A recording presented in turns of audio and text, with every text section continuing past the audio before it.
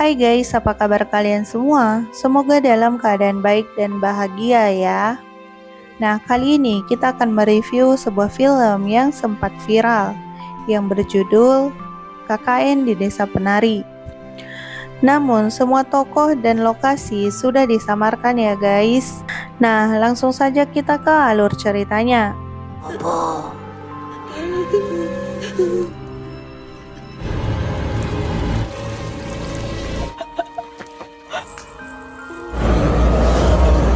Kami salah. Film diawali dengan memperlihatkan dua orang mahasiswa yang bernama Ayu dan Nur yang lagi melakukan survei KKN di sebuah desa terpencil di tengah hutan. Yang mencari tempat itu adalah kakaknya Ayu karena ia merasa tempatnya bisa dijadikan sebagai tempat KKN. Lalu mereka menuju ke desa itu menggunakan sepeda motor karena jalan yang dilalui hanya jalan setapak yang hanya bisa dilewati motor. Sesampainya di desa tersebut, ternyata kedatangan mereka sudah ditunggu oleh Pak Prabu, kepala desa di tempat itu. Setelah memperkenalkan diri, Pak Prabu mengajak mereka untuk ke rumahnya. Nur yang baru pertama kali datang ke desa itu merasa aneh karena di sana banyak sekali ditemukan sesajen yang hampir ada di setiap tempat. Setelah mendengar tujuan kedatangan mereka, Pak Prabu langsung menolak. Di sini, Ayu memohon dan meyakinkan Pak Prabu kalau mereka tidak akan macam-macam dan hanya fokus membantu pembangunan desa. Mendengar itu, Pak Prabu akhirnya luluh dan mengizinkan program KKN mereka di desa tersebut. Pak Prabu kemudian mengajak mereka ke sebuah tempat bersejarah yang diberi nama Sinden. Dulunya itu adalah tempat para penari mandi. Namun kini para penari sudah tidak ada lagi. Warga merubah kolam itu menjadi sumber air untuk kebutuhan warga di desa itu. Namun beberapa tahun terakhir sudah mengering.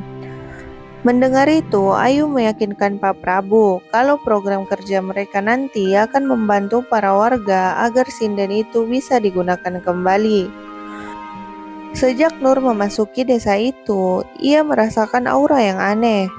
Pundaknya terasa berat, namun Nur memilih untuk tidak menceritakan hal itu pada Ayu. Beberapa hari kemudian, mereka kembali dengan membawa rombongan para mahasiswa lainnya. Selain Nur dan Ayu, ada juga Bima, Widya, Wahyu, dan juga Anton. Mereka berenam yang akan melakukan KKN di Desa Penari. Mereka pun berangkat ke desa itu menggunakan sepeda motor. Saat di perjalanan, Widya yang berada di posisi belakang, saat itu dia mendengar ada suara gamelan. Dan di saat yang sama, ada juga seorang sinden berdiri menatap ke arah Widya. Sesampainya di desa, Pak Prabu menyambut mereka dan mengajak mereka semua ke rumah, sambil memperkenalkan kehidupan warga di desa tersebut. Desa Penari ini benar-benar desa terpencil, dan saat itu listrik pun belum ada.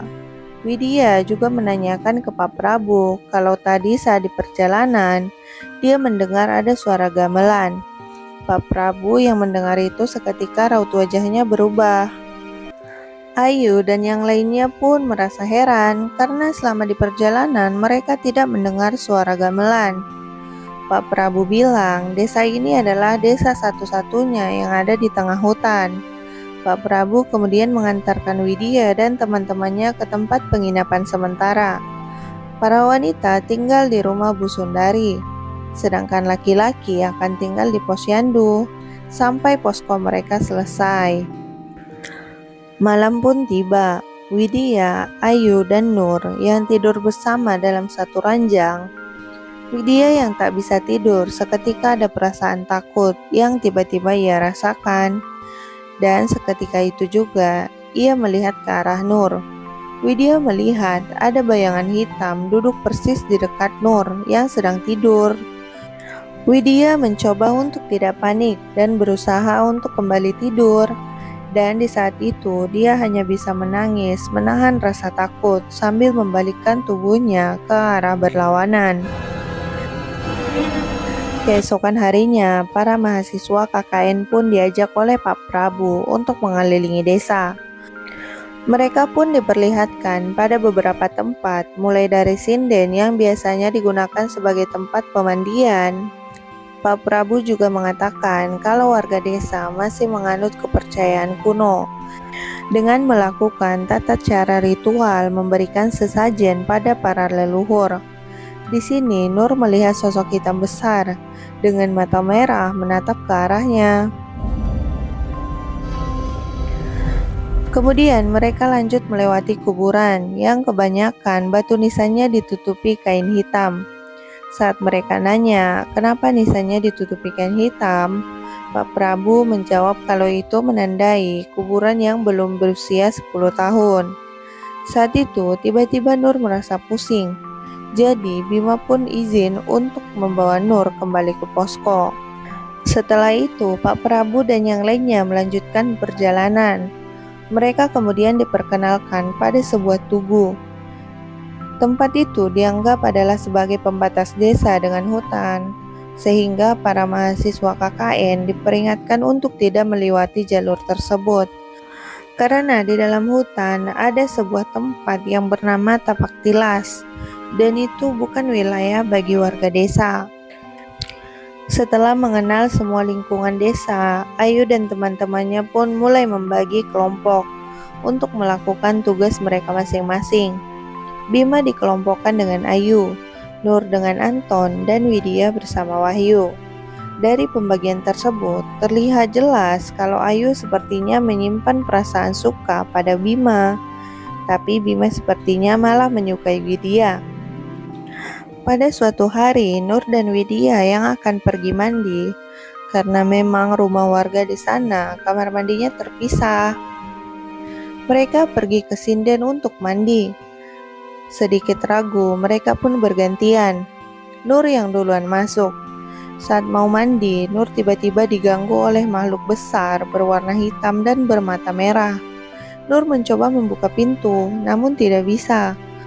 Widya yang berada di luar sama sekali tidak mendengar Nur minta tolong. Widya justru mendengar Nur menyanyikan lagu sinden. Nur yang sudah pasrah hanya bisa menutup mata sambil membacakan doa meminta perlindungan.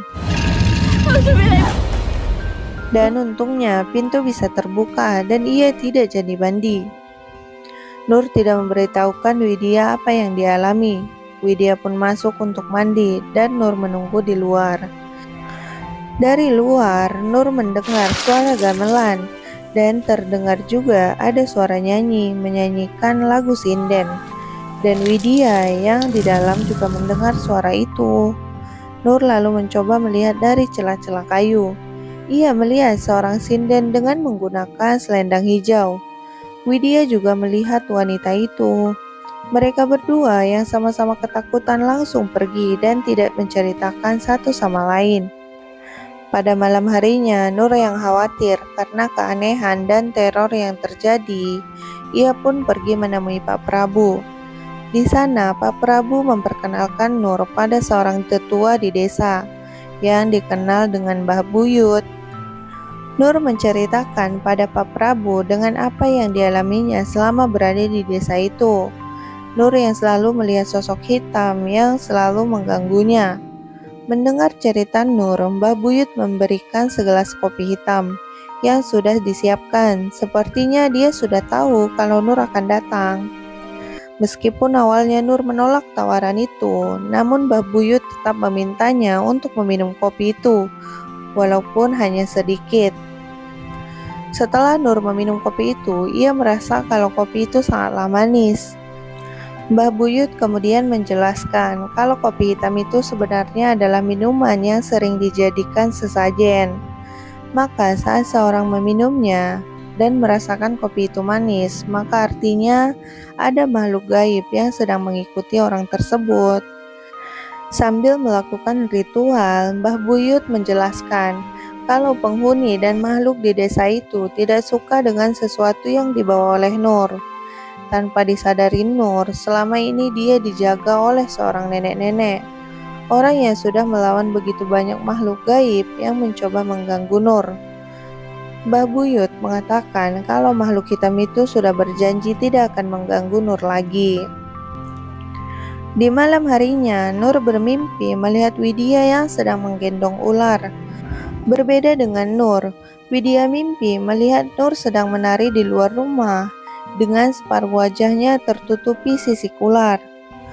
Padahal kenyataannya yang terjadi pada malam itu, Widya lah yang menari di depan rumah. Beruntungnya Wahyu dan Bima terbangun dan melihat kejadian itu dan berusaha menyadarkan Widya. Keesokan harinya, Ayu, Wahyu, dan Widya berada di tempat Mbah Buyut. Mereka dipaksa untuk meminum kopi yang dibuat Mbah Buyut. Wahyu dan Ayu merasakan kopi itu sangatlah pahit. Berbeda dengan Widya, ia justru merasakan manis dan langsung menghabiskannya. Di sini, Mbah Buyut sudah tahu kalau ada makhluk halus yang mengikuti Widya. Karena Widya memiliki darah yang manis, sehingga makhluk gaib di desa itu sangat menyukainya. Salah satunya makhluk gaib itu adalah seorang penari yang bernama Badarawi. Mbah Buyut kemudian memberikan ramuan untuk menjaga Widya dari gangguan makhluk halus itu. Scene berpindah ke Anton yang sedang berbicara dengan Nur. Saat itu Anton bercerita kalau ia sering mendengar suara Bima dan seorang perempuan di dalam kamarnya. Nur yang sudah mengenal Bima dari kecil tentu saja tidak percaya dengan perkataan Anton. Karena hal itu, Anton mengajak Nur untuk melihat kamar Bima dan mereka menemukan sesajen yang ada di bawah tempat tidurnya. Selain itu, mereka juga menemukan seekor ular yang ada di dalam lemari Bima. Kecurigaan pun akhirnya muncul di benak Nur, dan ia mulai menyadari keanehan dari Bima. Apalagi saat itu, Nur sempat memergoki Bima sedang memarahi Ayu dan menyebut-nyebut nama Widya, serta gelang. Karena merasa curiga, Nur pun memutuskan untuk mulai menyelidiki mereka berdua. Di hari berikutnya, Pak Prabu membawa mereka semua untuk pindah ke posko baru yang sudah disiapkan Pak Prabu.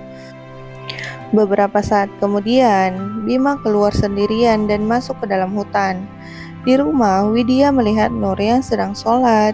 Widya lalu ke dapur, namun betapa kagetnya dia saat melihat tiba-tiba sudah ada Nur di sana.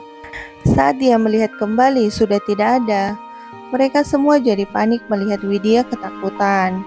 Tak lama dia merasa ada sesuatu di mulutnya. Ternyata itu adalah sebuah rambut. Hal itu pun membuat Wahyu menyimpulkan kalau Widya telah diguna-guna.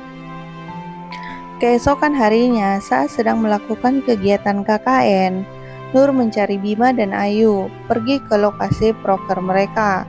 Namun mereka tidak ada di sana.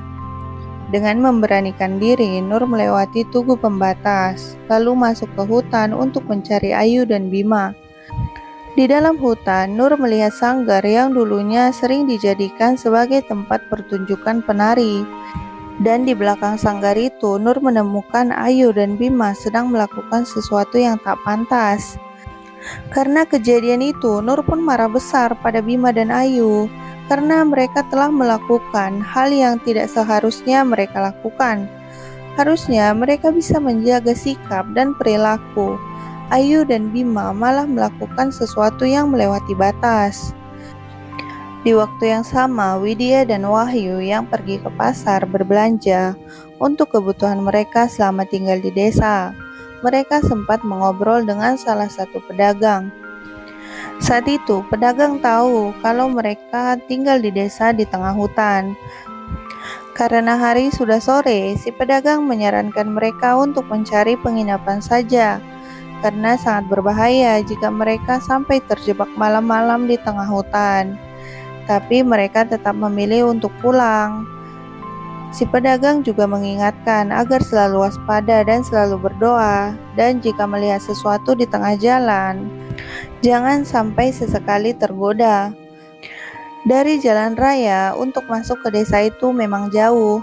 Di tengah perjalanan, motor mereka tiba-tiba mogok. Jadi, mereka pun terpaksa mendorong motor itu sambil mencari bengkel terdekat. Saat sedang mendorong motor, mereka tiba-tiba bertemu dengan seorang bapak-bapak yang menawarkan bantuan untuk mereka. Dan selagi motor mereka diperbaiki, keduanya dipersilahkan untuk ikut berpesta karena sedang ada hajatan. Mereka pun lupa dengan pesan pedagang tadi. Wahyu pun memakan dengan lahap, sementara Widya yang merasakan sesuatu yang aneh.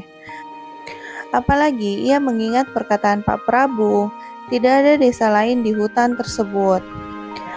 Ketakutan Widya pun semakin memuncak saat ia melihat sosok penari yang mengganggunya saat ia sedang mandi di sinden. Ia segera mengajak Wahyu untuk pergi dari tempat itu. Tak ingin pulang dengan tangan kosong, Wahyu pun membungkus beberapa makanan untuk diberikan pada teman-temannya di posko. Di saat yang sama, bapak-bapak tadi datang dan mengatakan kalau motornya sudah selesai diperbaiki. Anehnya, saat mereka akan pergi, pesta itu pun langsung berhenti, dan semua orang yang ada di sana diam dan melihat ke arah mereka. Singkat cerita, sampailah mereka di posko. Wahyu dengan semangat menceritakan tentang pesta yang mereka datangi dan memberikan makanan yang sudah dibungkus untuk teman-temannya. Dan saat dibuka, betapa terkejutnya mereka karena makanan yang Wahyu bawa ternyata adalah kepala monyet yang masih berlumuran darah. Keesokan harinya, Nur yang sedang di rumah menemukan sebuah selendang hijau di dalam tasnya Widya. Beberapa saat kemudian, Nur mendengar ada suara seseorang dari arah luar. Ternyata itu Widya yang sedang dirasuki Badarawi. Badarawi meminta Nur untuk tidak ikut campur dengan urusan Ayu dan Bima. Jika Nur ikut campur, ia tak akan segan-segan untuk melukai Nur. Walaupun sebenarnya Nur tidak paham dengan apa yang dimaksud oleh Badarawi. Di sini Badarawi masih menghormati sosok nenek-nenek penjaga yang ada di belakang Nur. Scene berpindah ke Bima yang baru selesai sholat. Bima menangis menyesali semua yang telah dia perbuat. Bima lalu menceritakan pada Nur, yang mana Bima mimpi melihat Widya yang dikelilingi ular. Lalu Badarawi mengaku dirinya adalah Dauh, panggilan nama bagi seorang penari. Dia mengatakan Widya tidak akan bisa lepas dari ular-ular itu, karena itu adalah gangguan dari makhluk penghuni desa. Tapi ia bisa menolong Widya, asalkan Bima mau mengikuti perintahnya. Bima disuruh datang ke tapak tilas yang ada di dalam hutan dan masuk ke dalam sebuah gubuk yang ada di sana. Bima diminta untuk mengambil gelang seperti yang dipakainya saat itu. Bima diminta untuk memberikan gelang itu pada Widya. Dan setiap malamnya Bima harus menunggu Badarawi untuk bersetubuh dengannya. Ia janji jika Bima bisa melakukan semuanya, maka Widya akan selamat. Dan Bima juga bisa mendapatkan apa yang dia inginkan. Tanpa ia sadari, dengan mengikuti perintah Badarawi, Bima sudah bersekutu dengan jin. Walaupun sebenarnya niat Bima untuk menyelamatkan Widya.